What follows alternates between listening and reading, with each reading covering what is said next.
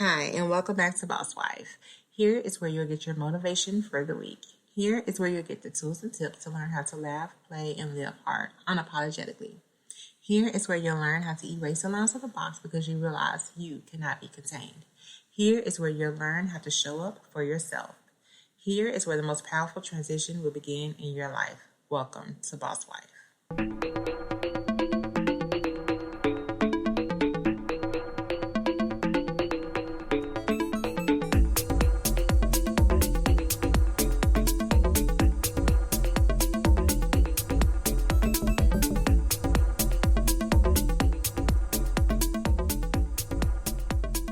Hey guys, and welcome back to Boss Wife. Thank you again so much for joining me on this Tuesday night. So you know the drill. Hopefully your kids are in bed, the husband is put down as well, and the animals.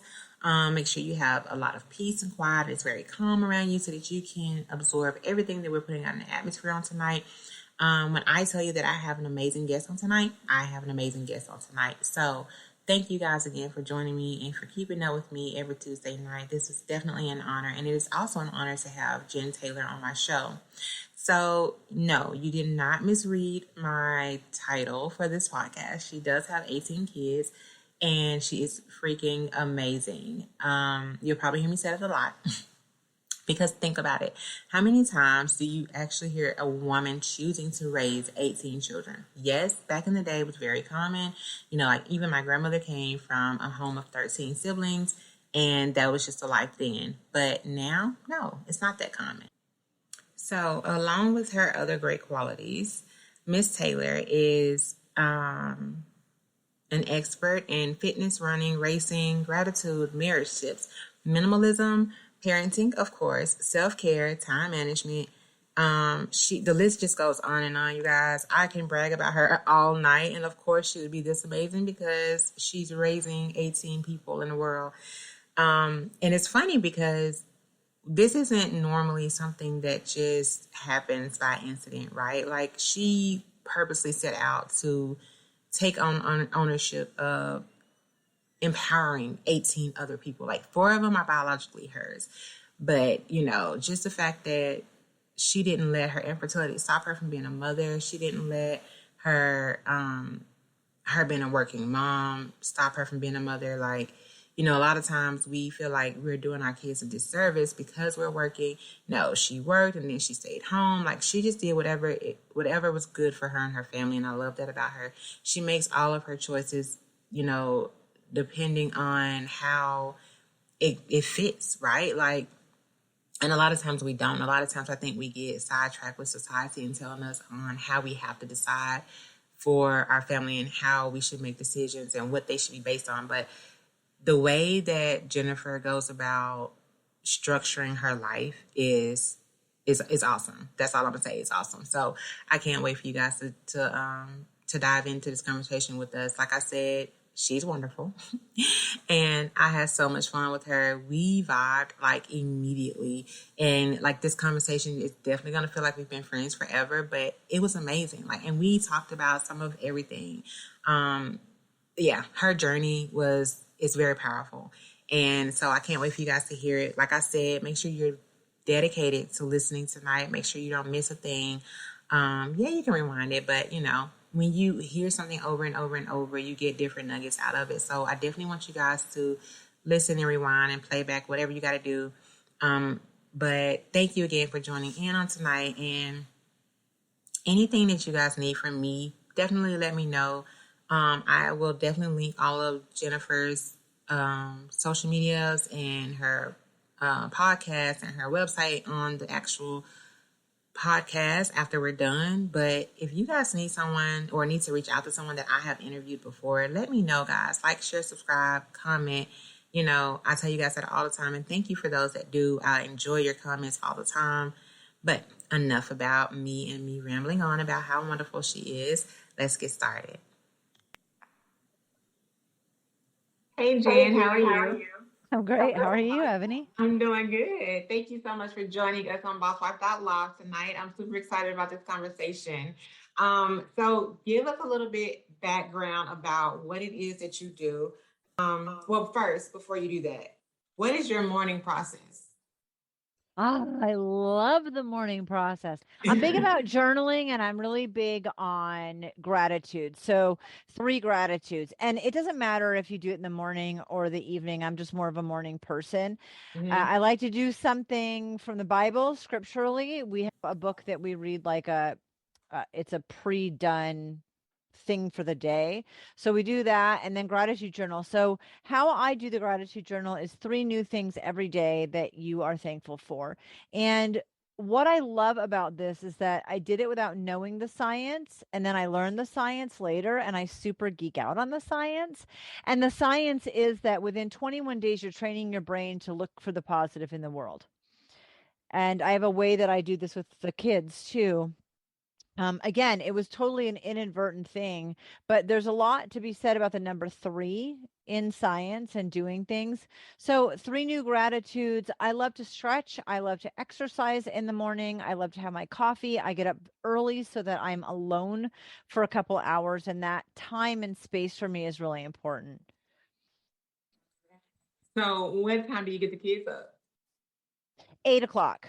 Okay. Okay. So So, you get up pretty early. I get up at 5:30 and they get up at 8. We're down to one child at home. Okay. So, and I homeschool her and she's sixth grade. And so my rule is up at 8 to start school.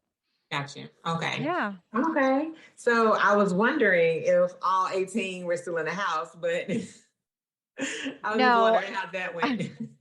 Well, I mean, it's going to sound super crazy. However, um, we've never had more than 12 at home at one time out of 18. So yeah, by the way, I have 18 children.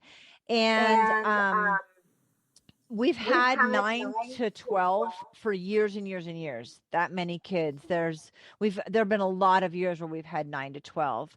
And yeah, now we're down to one. Almost all my kids are adults. And so there you go.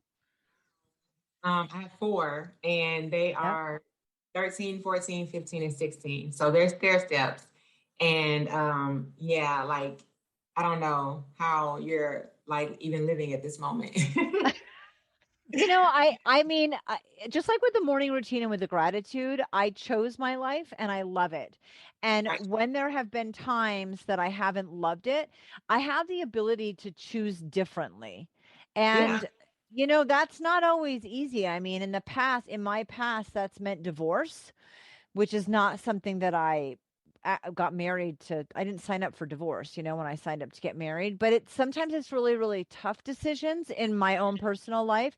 Sometimes it's quitting a job that gives you a lot of safety and security. Um, you don't have to stay in a life that you don't love. You might have to come up with an exit strategy to make the changes, but I've never wanted to live a life that I don't love. And so I chose it and I love it and I can choose differently if I want it to look different. And that's been huge in my kind of process through life. Right. So let's give my readers a little bit, my readers, my listeners, and my audience, a little bit more about your background. I know I could just kind of jump in, but I like for It's all good. for things to kind of be, like a girlfriend just talking at the end of the night, getting that last phone call in. So that's kind of how I like things to flow. But if you don't mind, let us know who you are. Let us know what you're passionate about. Oh, so many things. So obviously kids. A Right. passion, Obviously. passion. I wasn't sure if I could have my own kids biologically, and I went through infertility and I did have my first one. And that whole experience taught me that it really doesn't have to fit in the box. And I had known from an early age that I would consider doing foster care. And part of that was that I grew up very similarly to foster kids with a lot of the same situations. And I wrote a book about my life growing up in that. And a lot of that was because I had a third grade teacher that made such a pivotal difference in my life that it completely changed my trajectory. So I learned in third grade, and I didn't think about it like this in third grade, but the lesson that I learned that I was taught is that you can make a huge difference in the life of another human being in passing by just being yourself and often without ever realizing that you made that difference. I did go back almost 22 years ago. This summer will be 22 years. I found my third grade teacher still in Rhode Island, still teaching at the same school. And I spent a weekend with her and I had the chance to thank her. She was such an example, and I wrote and spoke about her often. And the only person that really needed to know, that should know, was the only person who didn't. And so I'm really grateful that I went through that process to find her and to thank her personally. And because of that, because of how I grew up, because I wasn't perpetuating the cycle, because I had this woman that was this amazing example among other positive people in my life, I wanted to do foster care. For me, the children that I gave birth to were the extras. And often people will say, "Oh, you did foster care, you took in extras." No, I chose those. And one of my daughters, who's adopted, we joke about it. We're very open about it. We laugh about this stuff a lot. And one of my adopted daughters looked at one of my biological daughters and said, "Mom chose me. She didn't know what she was getting with you." Hilarious. So I'm very passionate about that. I'm very passionate about foster care, about really being a very present and focused mom, doing the best job that you can. And there's a lot to unpack with that. I am a runner. I'm a minimalist. As a matter of fact, this weekend we are moving into our RV full time. We've spent the last year renovating it. So we're minimalists, really up for an adventure, love being outside, absolutely healthy lifestyle. I wanted to I looked at my parents and I didn't want to age the way they were aging. And I was born in 1970. So I had very unhealthy examples back in the 70s. And I really wanted to age gracefully and stay fit and happy and healthy because those were things that I was not exposed to. I thought about, raising my kids and being really present and there for them. And then grandkids, and I've got 12 grandkids now. So I can tell you it works if you stick to it. So I'm really passionate about living healthy, spending time outside, running, not allowing your stuff to own you because that's a lot of stress. I am like super, absolutely over the moon crazy about my husband. And I don't think people talk about that enough. It's real easy to talk about, like, he ticks me off. Don't get me wrong. Like there's Right. there's no utopia here, but like I am so ridiculously in love with this man, Oh, absolutely crazy about him. He is my best friend, my biggest cheerleader and supporter. So I'm really passionate about my marriage and having healthy relationships and supporting the moms that are really struggling because holy cow, it's hard and there's no manual and there shouldn't be, and we're all winging it, and it's the most important challenging thing that we could possibly ever do. And I think I made, if there's a daily quota of mistakes, I am not a quitter, so I've met or exceeded my daily quota of mistakes, and my kids will tell you about every single one of them. But I really really have loved it, and I think just knowing, in tough situations, this too shall pass and there's always a silver lining, and figuring out what it is, that every experience, including the negative ones, including the tough stuff, we are there to learn and to teach. And so lean into that. What are you learning and what would you like to turn around and teach in that moment? And that, you can change, nothing defines you except you. I mean, you can allow it, but nothing has to define who you are. It's just part of who you are.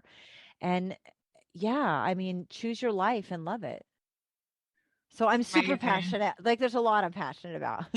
I love it. I love it all. Like I'm a very passionate person too, so I totally get it. And that's one of the things that draw me to you. First of all, it was definitely the 18 kids, and I was like, yeah, I got to get her on here so I can hear the story. Like that's amazing.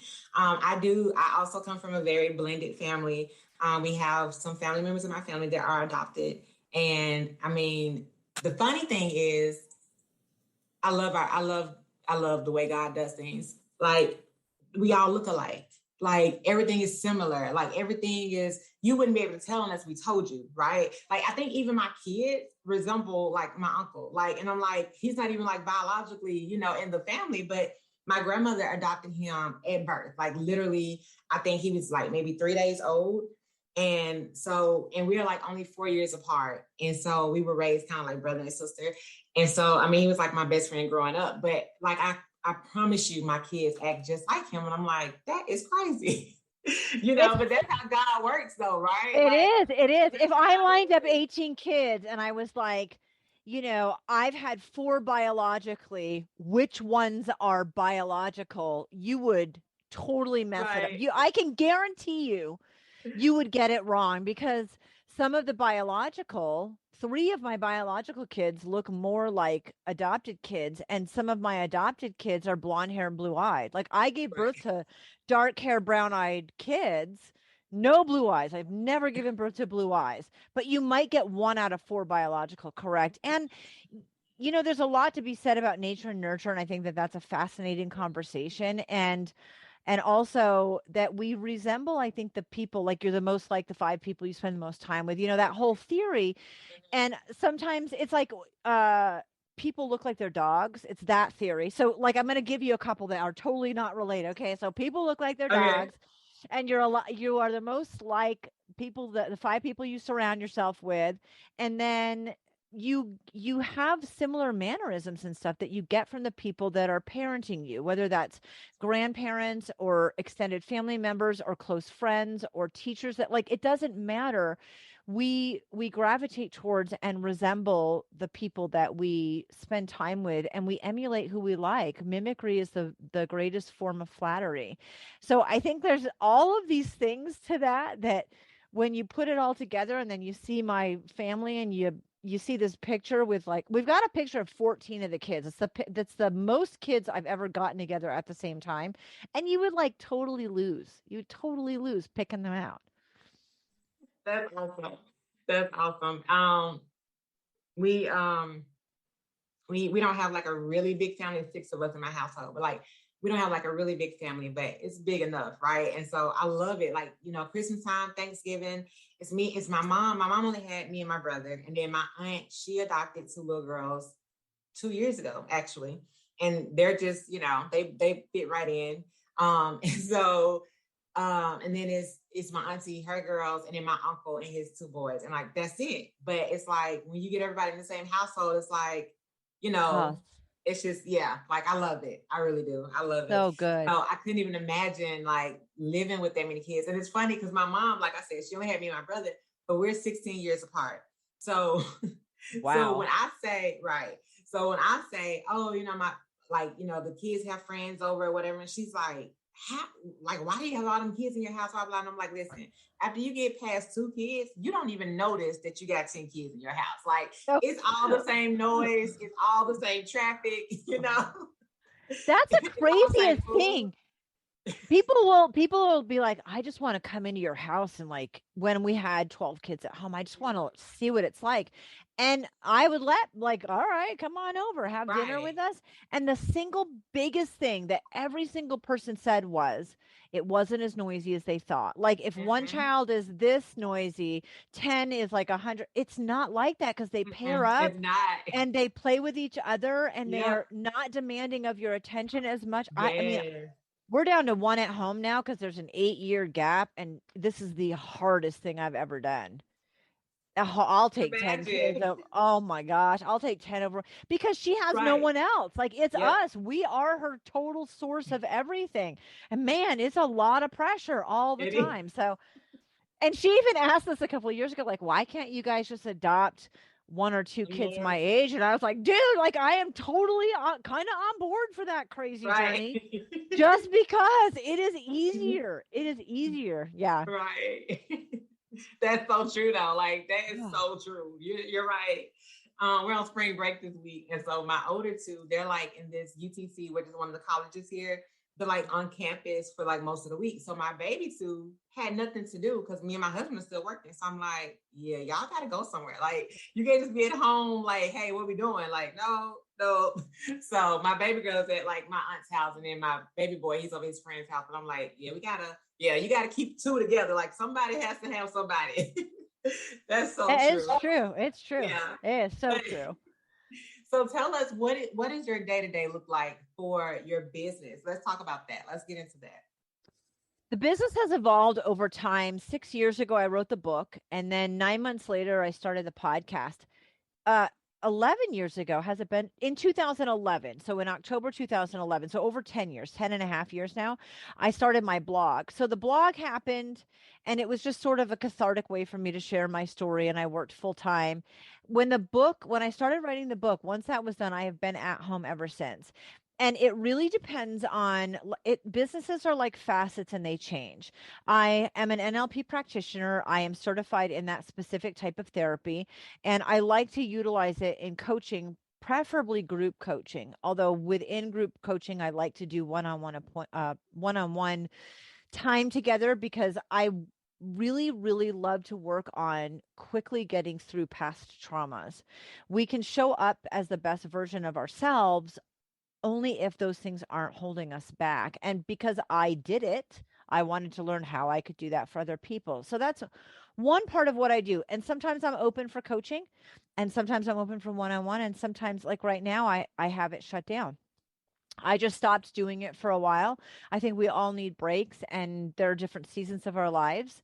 Um, I just became a notary to do mobile notary because I'm since the pandemic, we decided to homeschool our daughter who's in sixth grade. So that consumes a lot of my time. And that was part of shutting down the coaching. You can only be split in so many directions. So I had some decisions to make in this last couple of years. One, I absolutely want to keep the blog. It's about parenting, which is the single biggest thing that I want to write and talk about, healthy relationships and time management. And I homeschool and I wanted to be able to do something where I made money still and worked without coaching. So I have for 6 years done VA freelancing on the side that I've never advertised, that people don't even know that I do, because I like taking a few hours, 5 or 10 hours a week, to spend on someone else's business, doing some of their heavy lifting because I'm good at it.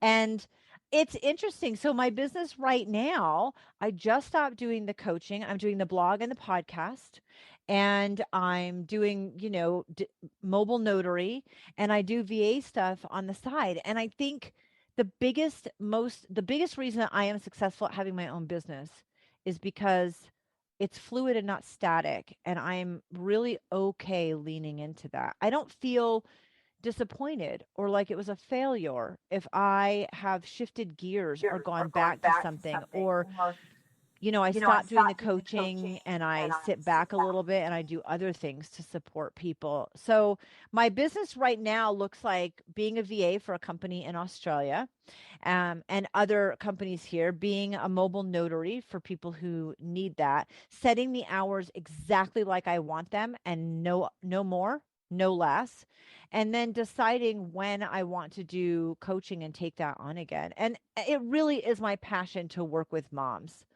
It 100% is. Moms are my favorite because I'm one and I've been at my bottom, and I want to make it faster, easier, and more supported if you're at your bottom.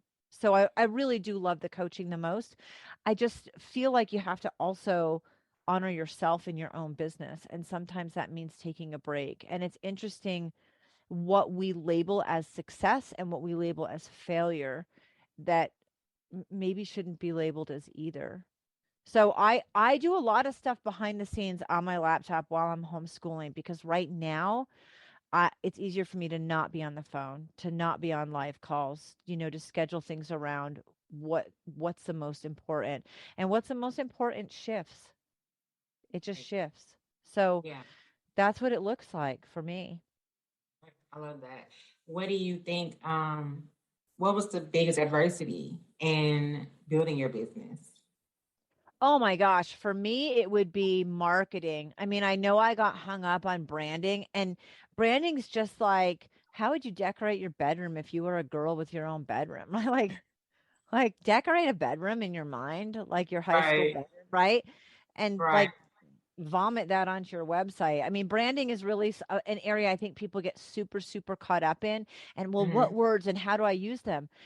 It's the way you talk. Your branding is Right. just the way you talk, and you you want to make it outward facing. I don't want to talk as much about me like I'm on the podcast. I want to talk as much as I can about what this will do for you. But I want it to be in my own language, just the way like you and I kicking back, having coffee in a conversation.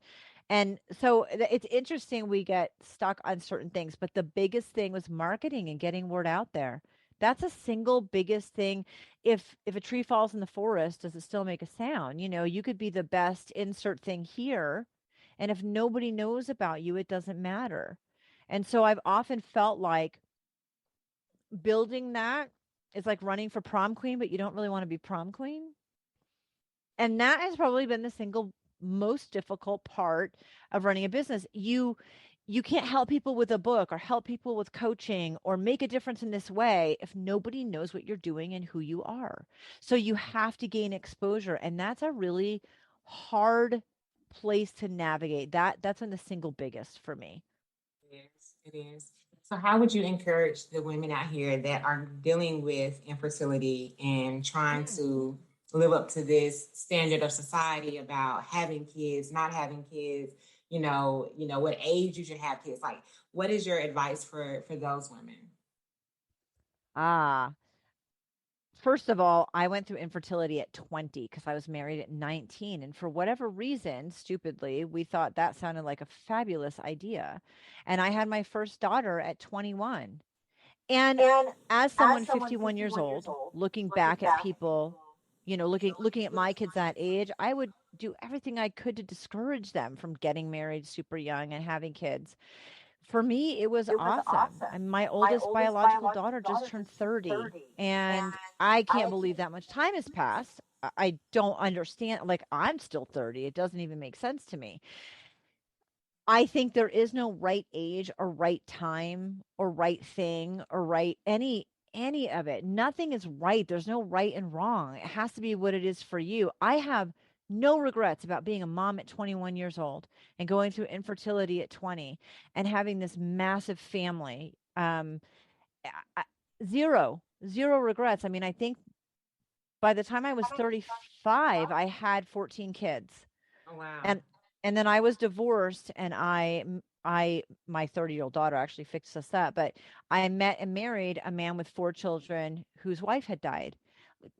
You don't think about that. I didn't graduate high school at 17 like, yeah, 18 kids sounds like a nice round number, and I think I want to Right. be in I never thought about any of that. Right.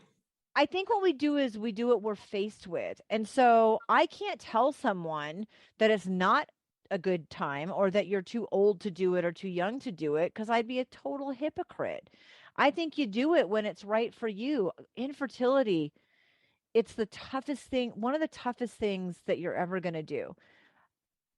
One of the toughest things. And right now I have a school picked out and I am applying for scholarships to go back to school to be a midwife, which is a big part of why I stopped coaching because I want to go back to that dream I had 17 years ago when I was studying to be a midwife. Are you going to tell me that at 51 I'm too old to do that? No. Or right, all right, like of course not. Or that you know $20,000 in applying for grants and scholarships to make that possible is ridiculous for me to like, no, of course not. Of course, we're not going to do that. So, how could I ever tell somebody that their journey into infertility and parenting is the wrong time? I think if you want to have kids and you're struggling and you're struggling, that is part of it. And because it's part of it, you have to realize that that means that there's a chance that it won't work out the way you want, which is to have a child. I was pregnant 7 times and gave birth 4 times, which means I lost 3. And I had 10 surgeries for those kids. My 7th pregnancy, I lost twins at 19 weeks. And I had a DNC, which failed. And I just kept hemorrhaging. And I had a hysterectomy vaginally, which failed because I had internal bleeding. And then I had a surgery that took over 2.5 hours. They called in a second surgeon. They cut me hip to hip and took everything out. They suctioned everything out of my abdomen, put it through this machine, and I had 5 blood transfusions. 3 of them were from the blood that was suctioned out of my abdomen. I was dead on the table. Was it not worth it? For like, no, of course not. And will your story end up the same? No, I mean, like, part of me really hopes not. I went through infertility right up to IVF, and I was like, if I need IVF, then I'm just going to adopt. You have to set boundaries and parameters with yourself emotionally and physically, and I did do that. And you have to decide what your journey is going to look like if it's not the most ideal. And remember that we don't have control over everything, but you can still choose your life and be happy. I mean, I didn't think I'd have kids. I had that first pregnancy. It was really tough. I didn't want to jump back into IVF because that's exactly where they would have picked up where they left off. If I had wanted to have a second baby, in the medical professional's opinion, IVF was the only way that that would be possible because I got pregnant on maxed out on medication the first time. And I wasn't willing to do that. I could have never gotten pregnant again after that, and that would have been okay with me. So, just like we were talking about earlier, with infertility, if there's a question and you want a child, you have to do it. You have to set boundaries to know when physically and emotionally you're tapping out. I did not do IVF. I was tapping out. And you have to you have to understand that there's a husband as part of this, there's a partner as part of this that also may be emotionally and physically tapping out because it's really hard. And you have to realize that your family doesn't necessarily look like this pretty princess fairy tale book that we think that it does. And so I would say to think out of the box, even within infertility. Does that answer your question? It does. It does. It definitely does.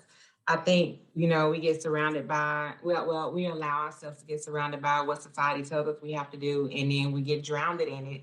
And then that's what we accept. And women, we take on things all the time from other people all the time, and it's not always our story. It's not always our experience. We just adopt other people's ideas and emotions, and we feel like, yeah, this is what I have to do.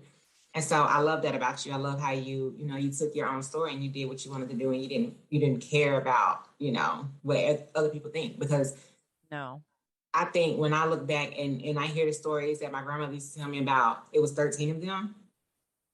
Yeah, no. So the fact that you were like, this is who I am, this is who I know I want to be, and this is who I've always been. I love that about you. And I love the fact that, you also put your business on hold. Like, I didn't even know that. Like, you put your life coaching business and everything on hold to go back to do something that you wanted to do in the very beginning in the first place. And I love the fact that you're so surrounded with life, and then you're going to continue to bring life and nurture life into this world. Like, that's amazing. I like the fact that you're going back to be a midwife. I have a friend who does that now, and it's like one of the glorious things that she's ever done. And I think it's amazing. I don't want to do it. That's not for me. Like, I'm in the medical field, like I'm a medical assistant, but helping somebody to deliver babies, especially at home, is like that. I think that's definitely part of our ancestors, and I think that's a very great way to connect to how we were all brought into this world in the beginning. And I think that's amazing. I think that's amazing. I love that. I love that about you. Is there anything that you want to share about your book? So the name of your book Oh, is Hello There, right? hello, my um name is Warrior Princess. yes, yes. The book is my story growing up in dysfunction. I mean, really, it's done in a way that's self-help. At the end of every chapter, I take in retrospect. This was 6 years ago. I was in my 40s. So, as a 6-year-old or as a 9-year-old or as a 13-year-old, you don't go through a traumatic event, especially, or a negative situation and think, well, what positive things did I learn from that? You are building skill sets, though. You're building tenacity and survival, and there are always silver linings. And so at the end of every chapter, I looked at what now, as my 40 something year old self, what did I learn? What was I building at that moment? And I wanted to teach people in that, not just what I was building, but that they can look at every situation in their lives and do the same. It's a timeline of my life. That's all it is. And you don't have to do it in book form. But there were two activities I did within the book, and that was one of them. What skills are you building? And what I would encourage people to do is that if you write out your life like a timeline, and you think about all of the things, it's like my parents divorced at 6, my mom remarried at 9, they divorced at 13, I moved to Vermont. Whatever it is, like we chunk our lives in time based on generally events, people and events.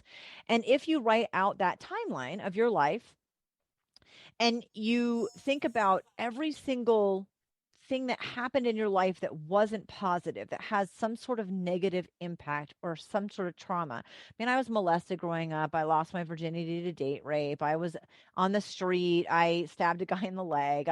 There's all like, it was not a fun upbringing. My father was a raging violent alcoholic. I watched him break my stepmother's nose. Just, it was not a good time growing up. So when I write about those things, though, I'm learning something. I'm learning something positive, and I really feel strongly that everything we go through is a teaching and a learning and a teaching moment, right? When you go through something and you're like, "Holy cow, we got through that." It could be shopping with your four kids at the grocery store and having it make you crazy. Okay, wait, what did I learn and what could I teach somebody about shopping with their four kids? Because I know that you can relate to that, right? We can take Mm-hmm. every situation and think, what did I learn and what could I teach? And with things that are bigger and more traumatic, the lessons tend to be bigger. So I did that at the end of each chapter. And that's the way that it's self-help. I mean, it's a memoir, it's about my life, but it's self-help in the sense that I want you to see that you can do this in your own life. The other thing that I did in the book, and that is something I taught in a workshop, and this is also something I taught in a separate workshop. When I went through the timeline, I couldn't write about people without asking their permission. So if it was somebody who was negative, I changed their name. If it was somebody who was positive, I wanted their permission. So I reached out to 23 different people that had a positive influence in my life by the time I was 21 years old. That's pretty significant. And I Yes. reached out to every single one of them and I said, can I write about you? And every one of them said yes. And then I would send them their section or their chapter and say, this is what I wrote about. And it initiates the most outstanding conversations. Not like I needed their permission, I just wanted their awareness. But if you and I met each other in a couple months and I was like, oh, remember last time we talked when you said that? And you're like, oh, yeah, you know, when I said this, I was like, oh my gosh, I totally forgot about, right? Like, Right. you remember from each other's memories, and it's not that it wasn't my memory, it's that Right. having those conversations triggered my memory to expand more, and I had the ability to thank every one of those people in my life. So the book, I will send it to anyone as a PDF who wants it. I always give it away for free, so that's one thing. And reading it, what it should do is encourage you to map out your own life in a way that takes those negative times and maps them out with gratitude and silver lining and learning and skill sets. And in my skill set workshop, at the end, you create a skill set resume, which is super interesting because I did this with myself just because I was doing it and it was part of my process. But then when I had to actually do a resume for my job, I looked at my skill sets and I'm like all of that in one way or another should be plugged into, from this date to this date, I worked at this place for this much of an hour and this is what I did. Like, do it based on your skill sets and you're going to look at this resume and be like, I am the most incredible human being. I want to hire me, And so Right. anyway, I know that was like a long explanation on the book, but I want the book to teach people a lot and I want it to encourage them to do a lot. And it's not just about my story. I needed to get my story out there. I I felt like it was inside knocking, trying to get out. And I held back because I didn't want to hurt my mom's feelings. And it did hurt my mom's feelings. And we did not have a good relationship prior to that. And we certainly don't now. I also do not have a relationship with my sister any longer. And I didn't do it for that. Right. And it's interesting because neither one of them have read the whole book, but you know, I did it because I wanted to make a difference to that one, which is why I Right. did foster care, right? Right. I didn't get 18 kids in a day.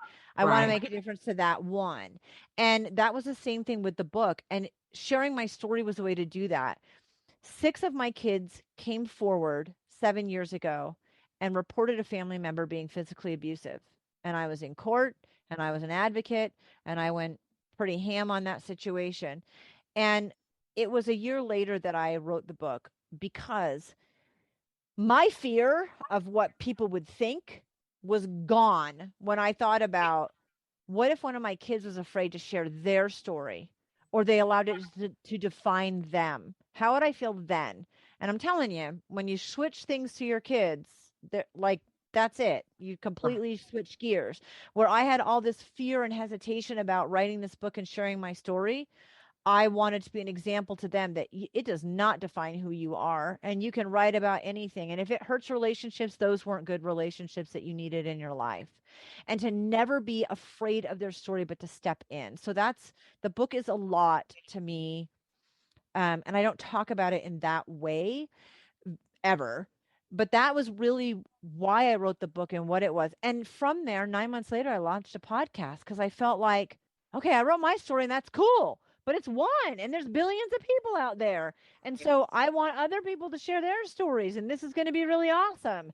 And it has been. It's been 5 years of other people getting to share their stories. And what a privilege that like I chose you today to share my story and I trusted you to hold space and allow this to go in whatever direction it did and for me to be raw and vulnerable in whatever way. What a blessing and a gift that is to the person who's Yes. interviewing, right? And I mean I can't say enough beautiful things about that. Thank you. Thank you. Well, tell us where we can find some more of this great advice. Momsrunningit.com is my website. It's the blog, the podcast is there, the book is there. You can sign up for a PDF there, or I can figure something out with you where people can just get it from you. And basically, it has a way to connect with me, whatever's the best way for you. So if you want to do the contact form or the phone number or my email or find me on social media. But just like you, I love it when people reach out and ask questions or critique things or tell me I have a spelling error or, like share their Right. story or Yeah. I love it. So like, don't be shy, reach out. Definitely, definitely. Well, okay. Well, thank you so much, Jen, for coming on tonight. This has been amazing. It has definitely changed my life. So I know it's helped somebody else on my podcast as well in my community. So, guys, thank you so much for joining us on tonight. This is BossWife.live. You know where you can find us on, every platform that you listen to music on. We're there. This video will definitely be on YouTube. So, guys, look it up, like, share, subscribe, and comment, and definitely look up Jen. Like she has so much more information to give you guys, so much more advice, so much more things, so much more knowledge and wisdom to impart to you guys. So thank you so much again, Jen, for coming on, guys. I love you, and I will talk to you next Tuesday.